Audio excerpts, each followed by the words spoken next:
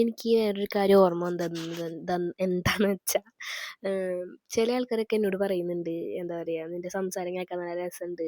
ഞാൻ ഇപ്പോൾ തൃശ്ശൂർകാരത്തിയാണല്ലോ, അപ്പോൾ എൻ്റെ സ്ലാങ് ഒബ്വിയസ്ലി തൃശ്ശൂർ സ്ലാങ് തന്നെയാണ്.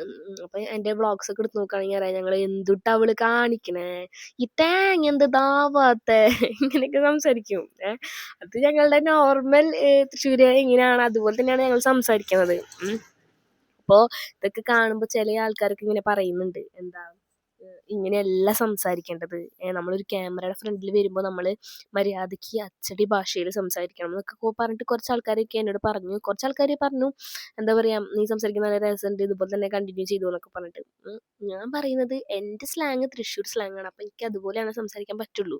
ഇനി വേറെ ഏതൊരു സ്ലാങ്ങിൽ ഞാൻ സംസാരിച്ചാലും അത് ഞാൻ അഭിനയിച്ച് നിൽക്കുന്ന പോലെ ആയിരിക്കും. എനിക്ക് എത്ര നേരം അതെനിക്ക് സംസാരിക്കാൻ പറ്റുമെന്ന് എനിക്കറിയില്ല. അതുകൊണ്ട് ഞാൻ എൻ്റെ വ്ളോഗ്സ് എടുക്കുമ്പോഴായാലും ഞാൻ നിങ്ങളോട് സംസാരിക്കുമ്പോഴൊക്കെ ആയാലും ഞാൻ തൃശ്ശൂർ സ്ലാങ്ങിൽ, ഇപ്പം എൻ്റെ ഓൺ സ്ലാങ്ങിൽ തന്നെയാണ് ഞാൻ സംസാരിക്കുക.